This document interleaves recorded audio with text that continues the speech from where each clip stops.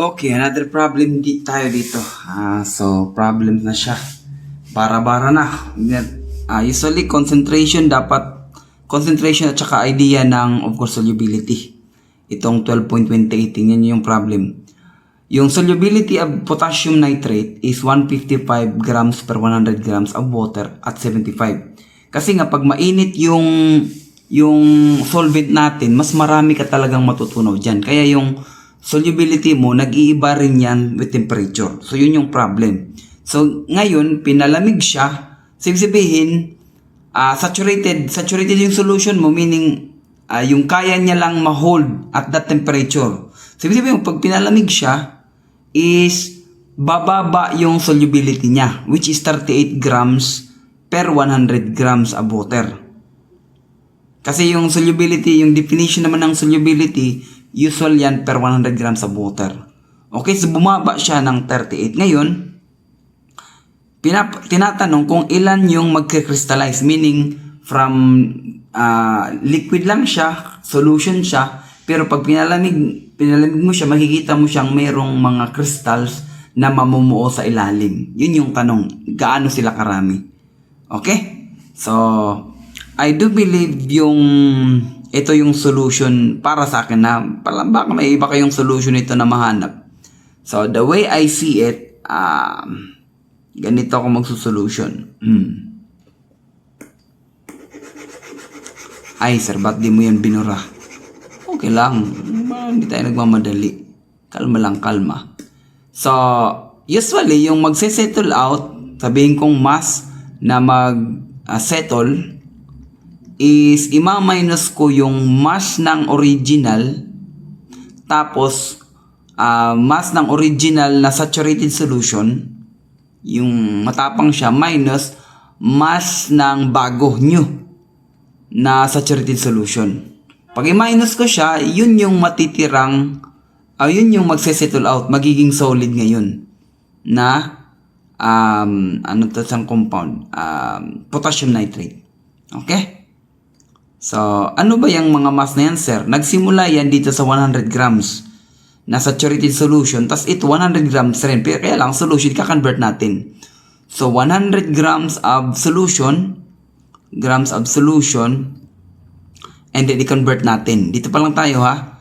100 grams of solution, ito yung concentration, 155 grams of that solute per 100 grams of water. So meaning, yung solution din dito is 155 plus 100. Okay? 155 plus 100. Ito yung grams of solution. Tapos, ano yung kailangan natin? Yung solute lang. Yung solute lang is 155 grams. So, dito siya. 155 grams of solute. So, solute na siya. Diba? Ito yung mass ng solute original. Meaning sa mataas na temperature. Ima-minus ko yun yung bago na, yung new. So, magsisimula din ako sa 100 grams ng solution, and then ika-convert ko na naman siya. Ano yung pang-convert? Itong isang to. Itong 55 grams. Ito. 38 grams per 100 grams. So, dito is 38 plus 100. Okay, ano to? Grams of solution. Dun sa malamig na. Tapos, ilan naman yung solute? Ganun pa rin. Itong 38 grams of solute. So, ito yung new na saturated solution. Ito yung old na saturated solution. So, i-minus mo yan. Yun yung magse-settle out. Kung ano yung problem. Parang saturated solution, you have to go back to your definitions of saturated solution.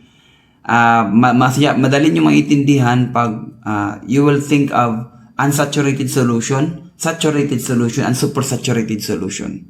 Balikan nyo yung mga definition na yun. I do believe meron na kayo nung high school. Okay? So, may I get my calculator? You have 100 times 155 divided by 155 plus 100. So, merong 60.78 pour. Dadamihan ko. At least 5. Pero yung panghuli, ilalagay ko 3. Grams absolute. Grams absolute doon sa saturated solution. Okay? Minus 100 times 38 divided by 38 plus 100. Dito naman is meron akong 27.536 grams absolute. So basically, yung magse-settle out is 60.784 minus 27.536. And that will give us 4.2